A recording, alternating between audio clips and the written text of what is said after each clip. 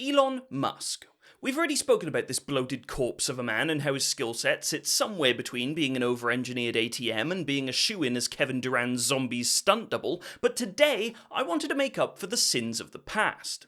See, in my earlier video about Elon, I spent a not insubstantial amount of time attacking him for being a weird gimp with absolutely no mates, but I want to focus this video today on the things he's doing right. After all, he's not just a physicist, or an economist, or a neuroscientist, or an engineer, or a financier, or virologist, or social media developer. He's also a semi-professional Quake player, as well as a professional Diablo 4 player, and a professional Path of Exile 2 player. If any other person had tried to pass themselves off as even capable at all these things at once, I'd call them a ketamine-abusing narcissist that's trying to patch up the emotional damage dealt by their father for being more invested in their emerald mine than his relationship with them, but Elon's different.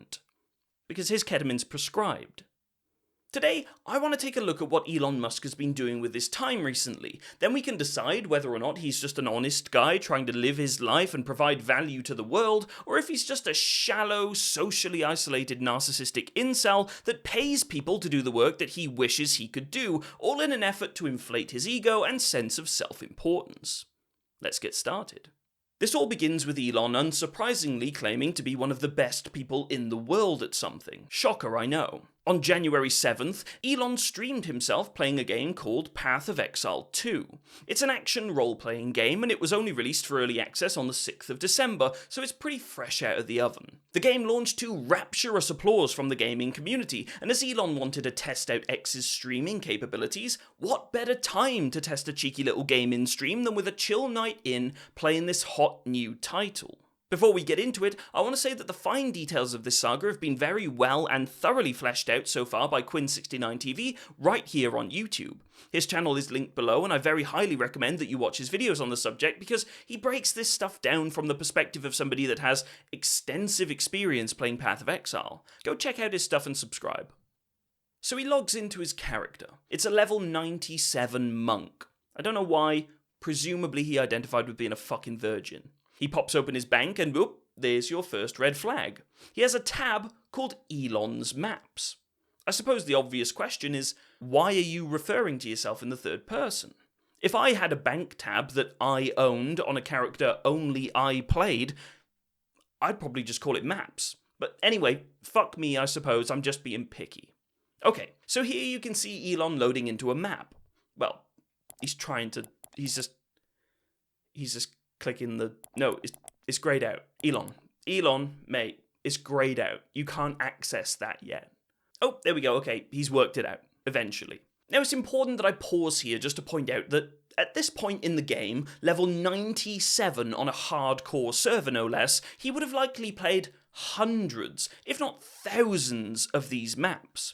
Hardcore servers, by the way, means that when your character dies, you're donezo. No resets, no resurrections, those hundreds of hours are wasted and you've got to start again from level 1, so to all of a sudden just not remember how the game mechanics work at all is strange, right? This is sort of like telling somebody that you're a professional accountant but not knowing how to highlight a cell in Excel or something. He eventually works out how to hop into this level and we are off to the races. Hang on a minute, he didn't clear his inventory. Again, if it's not obvious to people who aren't absolute sweaty degenerates, going into an instance with a full inventory is sort of like going to Asda for your weekly shop with a trolley full of shit from your spare room. It just doesn't make any sense. Anyway, he's finally on the move. He's rocking and rolling, killing shit left, right and centre, and uh-oh, we've got another red flag. Here you can see an item drop. A chaos orb, in fact. Even the well-showered amongst you might be thinking, geez, aren't chaos orbs a very highly sought-after, extremely rare currency in PoE? Wouldn't it be kind of crazy for such an elite player to just carelessly skim over this high-valued loot?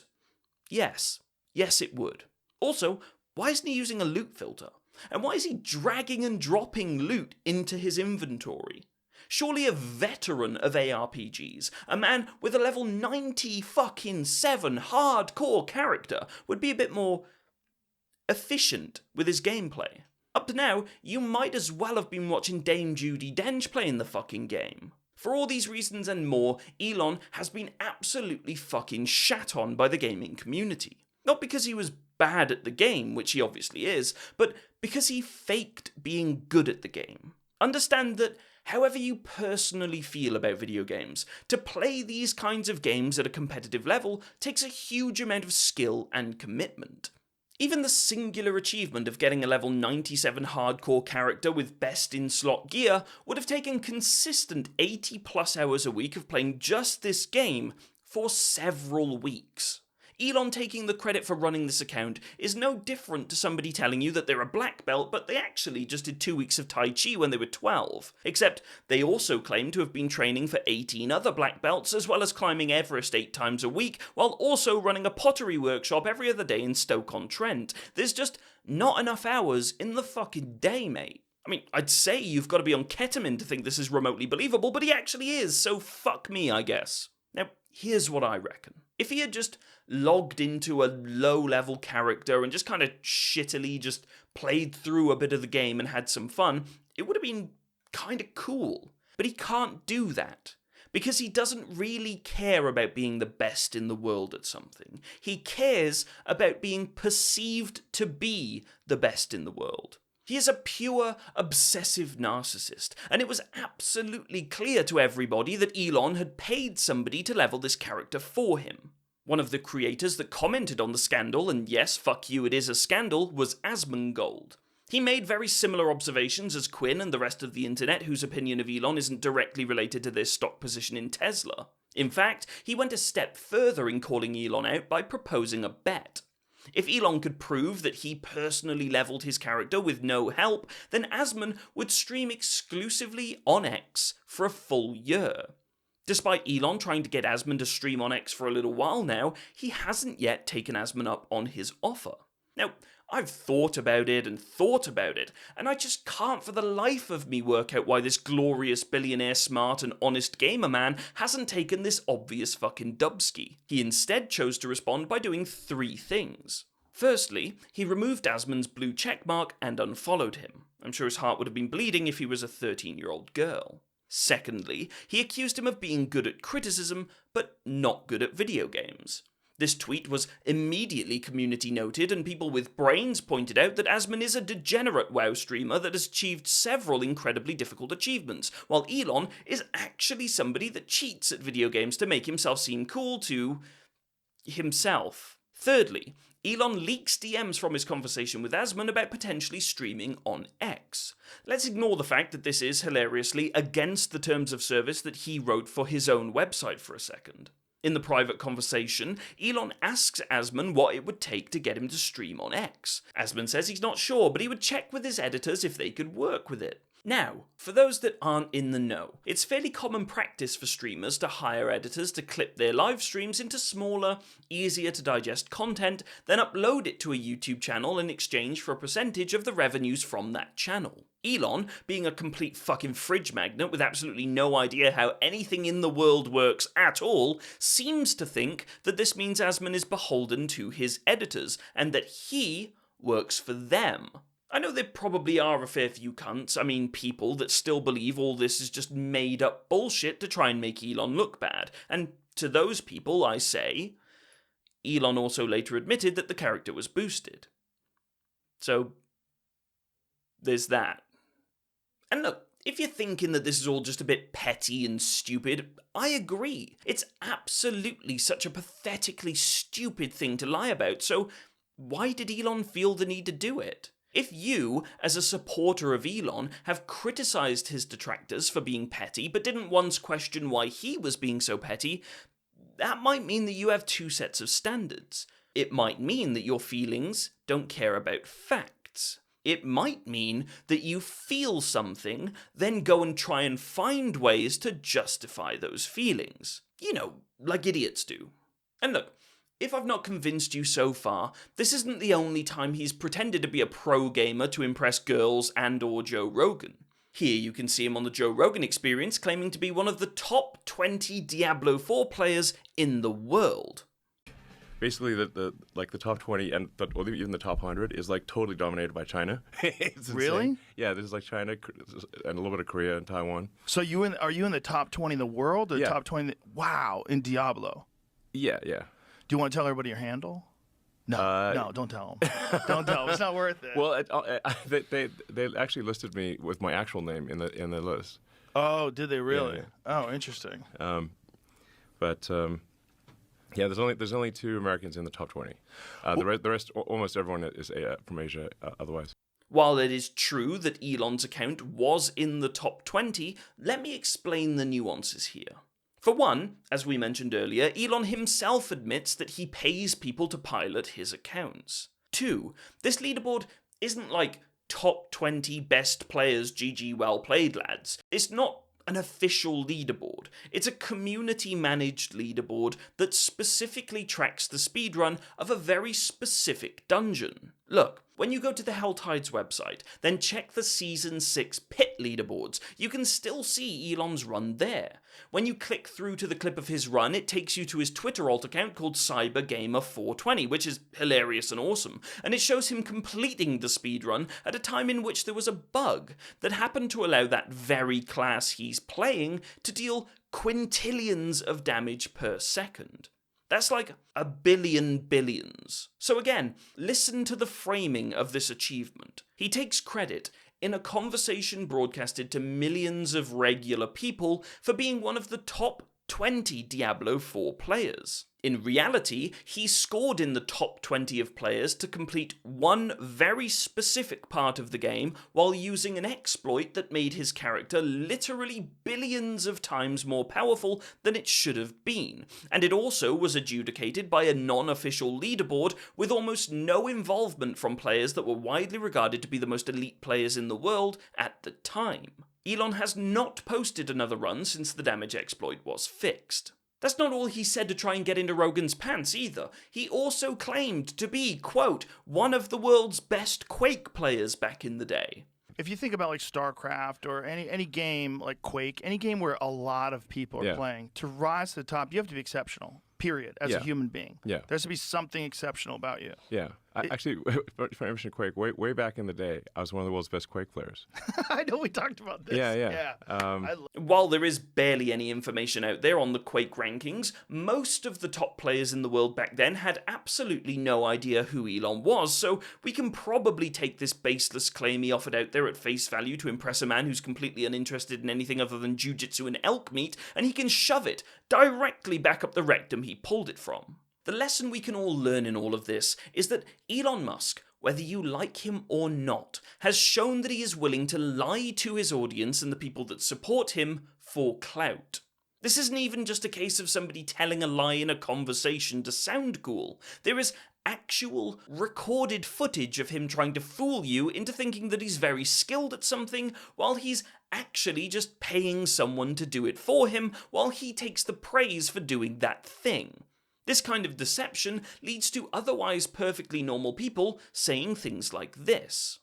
This guy, shooting rockets into space, making e-vehicles, starting a new fucking department of the government, is also the top. It's so crazy. It's the one time I actually let myself think maybe he actually is an alien, because there's just no way, unless he's paying people to do it for him, which obviously he's not. Duncan Trussell, a man who has played Diablo 4 and understands exactly how hard it is to rank in even the top 1,000 players worldwide if you aren't playing for at least 50 hours a week, chooses to believe that Elon Musk can be a top 20 ranked player at Diablo 4 as a 53-year-old man, beating professional 20 to 30-year-old Diablo streamers that literally play the game for upwards of 80 hours a week, as well as being actively involved as the CEO of SpaceX, Twitter, The Boring Company, Neuralink, Tesla, as well as running a new government department. Is he a liar? No, he must be an alien. So, I mean, which is it? Does he spend 80 hours a week playing video games? Or is he the man that spends 120 hours a week at the office? By the way, Elon has claimed that he works between 80 and 120 hours a week for his companies. In order to work 120 hours a week, you'd need to work over 17 hours a day for 7 days. Or, if you're going to be a lazy degenerate and take Sunday off to, shower and eat, you'd have to work 20 hours a day over 6 days. It begs the question, who actually believes any of this man's bollocks? Even the Duncan Trussells amongst us would have to admit that maybe, just maybe, he's telling a fib. He says that his days are planned out in 5-minute increments to make sure that he's optimizing his day as much as possible. Hey, Elon. Hi, just a thought. Maybe the fact that you're tweeting 68 times a fucking day has more of an impact on your productivity than taking a shit at work. Not that I don't appreciate the importance of challenging Mark Zuckerberg to a cage fight or tweeting that worrying about COVID is dumb or anything, but oh shit, that reminds me. On January 15th, 2025, Sam Harris posted an article on his Substack called The Trouble with Elon. Now, for context, Sam Harris is an American philosopher, neuroscientist, and podcaster guy. Most people will be familiar with him as a professional atheist, one of the guys that would stand shoulder to shoulder with Christopher Hitchens and Richard Dawkins to explain why religion is, no offense, bollocks. In the article, Sam shared how he and Elon were friendly until about March of 2020, when Elon tweeted to his tens of millions of followers the tweet we just saw. The coronavirus panic is dumb. Sam sent a text to Elon privately to ask him in a very courteous and friendly manner to try and be less flippant about something which will likely kill a lot of people. Elon replied by saying, "Sam, you of all people should not be concerned about this," followed by a link to a page from the Center for Disease Control which showed COVID wasn't even in the top 100 causes of death in the US. If you don't know why that's a completely fucking dumbass thing for somebody to say, it's because 2020 was the start of the pandemic. It's like somebody in 1939 saying that, no Jews have died yet, so what's Reaper moaning about? After 2 hours of back and forth, it became clear to Sam that he was dealing with a fucking moron with absolutely no idea how to do anything other than be a complete fucking cunt, so to settle things, they agreed on a wager. Elon put up $1 million against Sam's fancy bottle of tequila that they wouldn't see more than 35,000 cases of COVID in the US. Notice that they bet on cases, not deaths. Despite actual experts believing that we would likely see in excess of 1 million deaths in the US within 12 to 18 months, Elon was confident that his completely uneducated guess was right. Because he's a dickhead, obviously. Within mere weeks, the CDC had reported 600,000 cases of COVID in the US. Sam sent a text to Elon saying something along the lines of, "Is this more than 35,000 cases?" And that was it. Friendship over. Ever since, Elon has taken every possible opportunity to discredit Sam, and it's easy to see why. Much like Asmongold, Sam had a crucial character flaw. He criticized Elon. After all, Elon's a billionaire and a genius. That of course means he's brilliant and amazing and smart and cool and a nice person who knows absolutely everything better than everybody else. Over the course of the 2024 US presidential election, Elon donated over $270 million to Donald Trump and other Republican candidates. This includes around $240 million directly to their campaigns and another 30 or so onto another PAC called RBG PAC that paid for advertising campaigns to mislead Americans into thinking that Donald Trump aligned with Ruth Bader Ginsburg on abortion. The reality is that Ruth was vociferously against Trump and his views on abortion, but hey, she died in 2020, so I suppose she can't exactly push back against Elon's political propaganda. To be clear, our great Führer decided to use the name and reputation of a now dead Supreme Court justice to try and trick you into voting for somebody that you don't actually agree with. But hold on, because knowingly besmirching the name of a dead old woman isn't even the genius part. In return for this billionaire funding that other billionaire's presidential run, that billionaire was going to give this billionaire a job in his government. And so, it came to pass. Donald Trump appointed Elon as the head of the Department of Government Efficiency.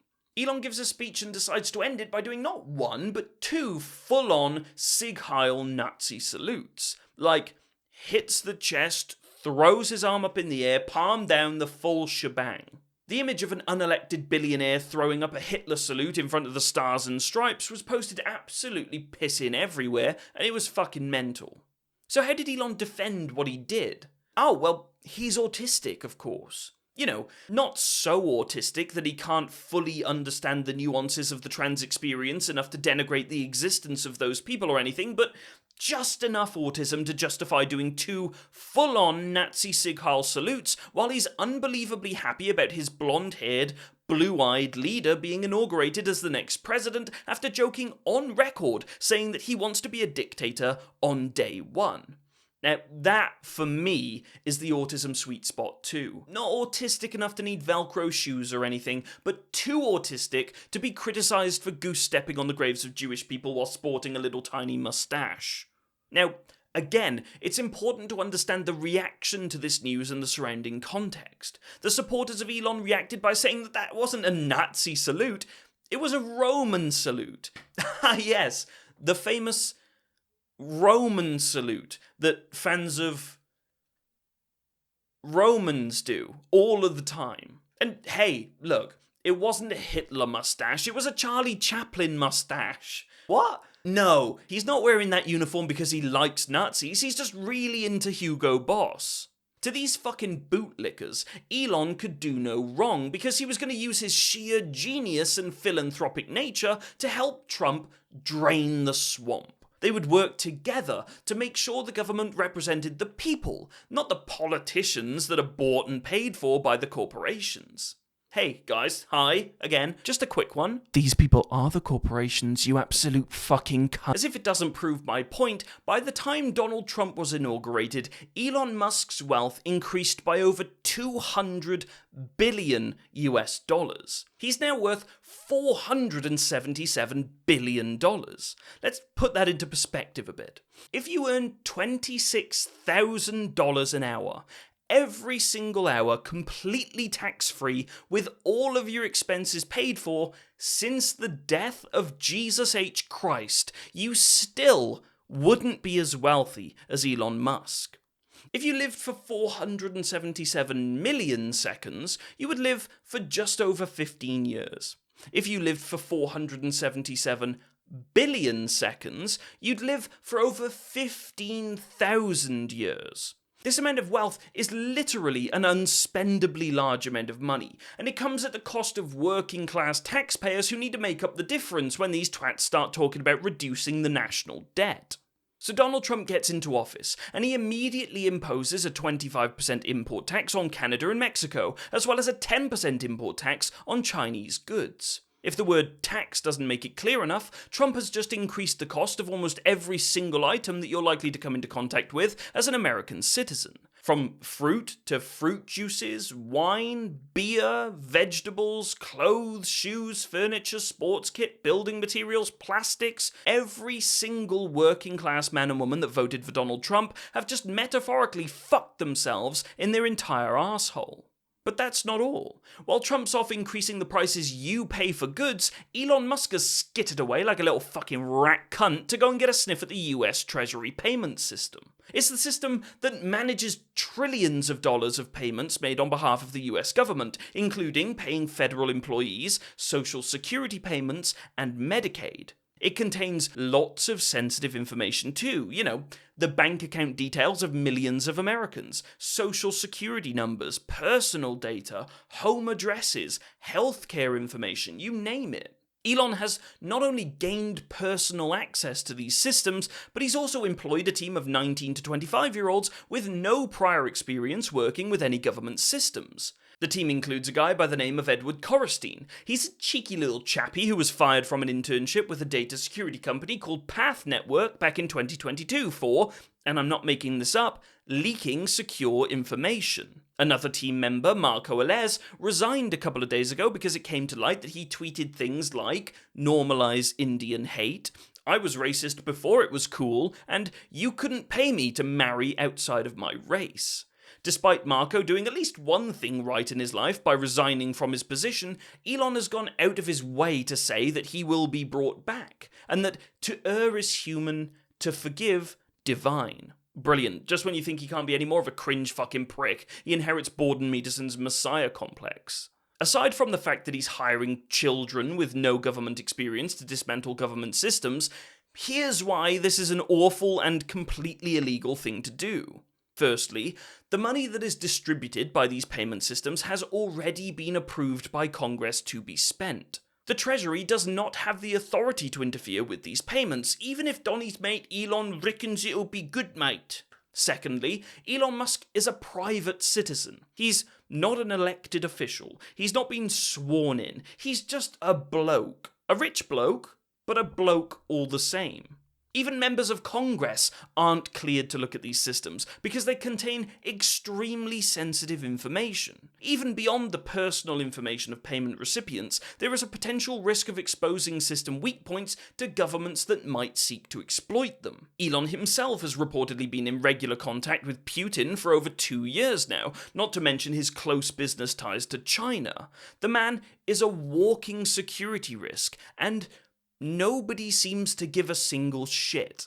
While initial requests for access to the system were rejected by the previous Treasury Secretary, David Lebrick, the new Treasury Secretary under Trump, a man-like creature worth in excess of $500 million by the name of Scott Bessent, handed over keys to Elon just days after being confirmed because he's a slimy, greasy little prick who'd rather slurp the sweat off Donald Trump's gristly foreskin than respecting the system of government that stops your country from becoming a kleptocracy. Well, more of a kleptocracy, you know what I mean.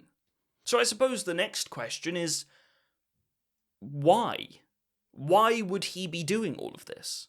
Well, in my humble opinion, Elon Musk, at the behest of Donald Trump, is being asked to make a number of spending cuts to finance more tax breaks for the ultra-wealthy. See, back in 2017, Trump's first year in office, he passed something called the Tax Cuts and Jobs Act. This did a few things, but the general gist is that it cut taxes for the richest 1% in America, while also adding about $3 trillion to the national debt. The kicker, though, is that these tax breaks are due to end in 2025. My prediction is that Trump has employed Elon to do exactly what he did to Twitter, under the guise of putting an end to wasteful spending, so he can extend and perhaps deepen the tax cuts he gave out in 2017. That's why our mate Elon is on board. He's not trying to make your lives any better. He's not trying to take a principled stand or anything. He's just a greedy little cunt that wants more fucking money. Understand that this stuff is happening faster than I can keep track. I've had to stop writing just to get this video out to you because at this point, releasing it is more important than completing it. Just in the last couple of days, he's ended the Consumer Financial Protection Bureau. This is a team that protects consumers like you and me from financial companies like payment processing companies and payday lenders to make sure you are fully protected against any sort of financial misconduct. So, why would he do that? Well, Elon says it's nothing more than a bureaucratic hiccup, but if so, it's a bureaucratic hiccup that has helped to return over $21 billion back to people like you.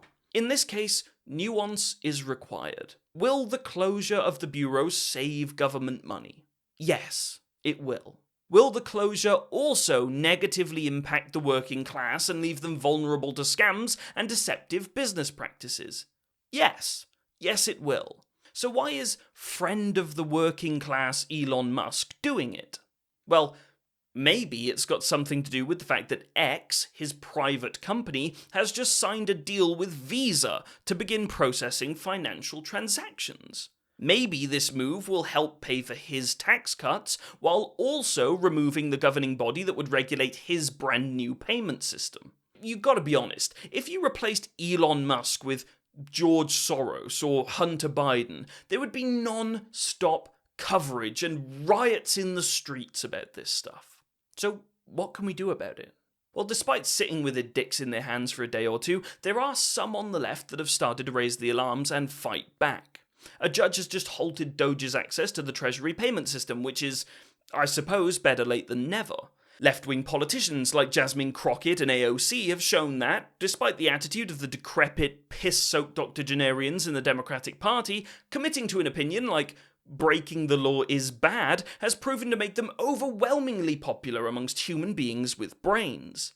These are all good things, and we would do well to encourage it.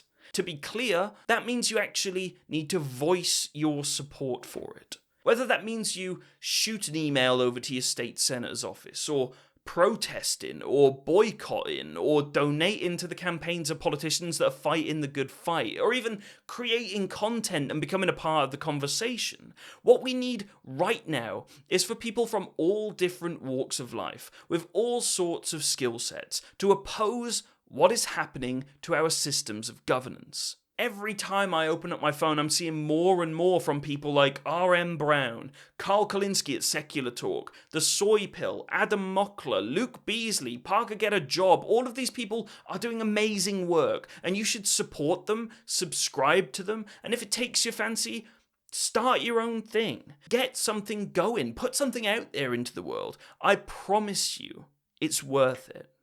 So let's recap. Elon Musk is the product of nepotism, who gained access to some of the best schooling in the world thanks to his wealthy parents who owned, amongst other things, shares in an emerald mine. He created his first company, Zip2, thanks to a $50,000 loan from his father. Oh yeah, he also created this company while working in the US illegally. You know, sort of an illegal migrant, I suppose you could call him. He then took this money and created a cottage industry for himself of buying other people's companies and falsely claiming to be the founder of that company. This led to him becoming the world's wealthiest man, thanks in no small part to his ability to ruthlessly plagiarize the work of the smartest people he could afford to surround himself with. He's done all of this while also paying less in taxes than a minimum wage worker. In the last 2 months alone, he has claimed to work a 120-hour week at Doge, while also being an active CEO of Tesla, SpaceX, Neuralink, Twitter, and also managing to tweet approximately 68 times a day and logging 60+ hours a week playing video games, while also resorting to taking ketamine to help him sleep soundly. There is absolutely zero doubt in my mind that this man will either go down in history as one of the most astoundingly immoral frauds the world has ever seen, or the most divinely gifted genius. I suppose it just depends on whether he's the one that gets to write that book. Thank you for watching. If you like this video, please do like and subscribe, it really helps. A huge thank you to my quizzical and diligent supporters on Patreon and the members right here on YouTube. If you'd like to support, you can do so from just £1 a month by clicking on the link in the description, or you can press join right below this video. Your support genuinely means the world. Love you. Bye bye.